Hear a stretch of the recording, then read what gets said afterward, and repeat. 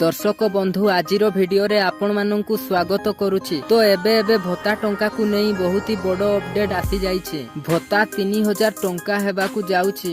सूचना देले मंत्री नित्यानंद गंड। कोन आसीछि अपडेट आजिर भिडियो रे मु आपण माननकु पूरा इन्फॉर्मेशन देबाकु जाउछि। तो दर्शक बंधु भिडियोटी को शेष पर्यंत देखंतु। बढ़िबो भत्ता टंका को 3000 टंका वृद्धि करा जिवो। ए नै घोषणा करिसंती सामाजिक सुरक्षा मंत्री नित्यानंद गंड। तेबे केउ वर्गर भत्ता बढ़ा जिवो से नै कोनोसी निर्दिष्ट सूचना मिली नाही। तेबे वार्धक्य भत्ता, विधवा भत्ता और दिव्यांग भत्ता को गुरुत्व दिया जिवो बोली सूचना देइछंती मंत्री। विभिन्न वर्गर भत्ता बढ़ाइबाकू सरकार चिंता करुछंती। विभिन्न विभाग अधिकारीको सह नै ए आलोचना जारी होईछि। आलोचना परे केउ वर्गर भत्ता को वृद्धि करा जिवो से नै स्पष्ट करा जिवो बोली कहिछंती मंत्री नित्यानंद गंड। तेबे निर्वाचन पूर्वरु बीजेपी भत्ता वृद्धि करिबाकू प्रतिश्रुति देइथिले, एबे ताहा पूरण करिवे बोली कुहा जाइछि। तो दर्शक बंधु ये थिला आजिरो अपडेट। जदि भिडियोटी भलो लागिछि गोटे लाइक करी अन्य माननकु शेयर करि दियंतु एवं एही बडी सरकारी इन्फॉर्मेशन जानिबा पई आम चैनल को सब्सक्राइब करंतु।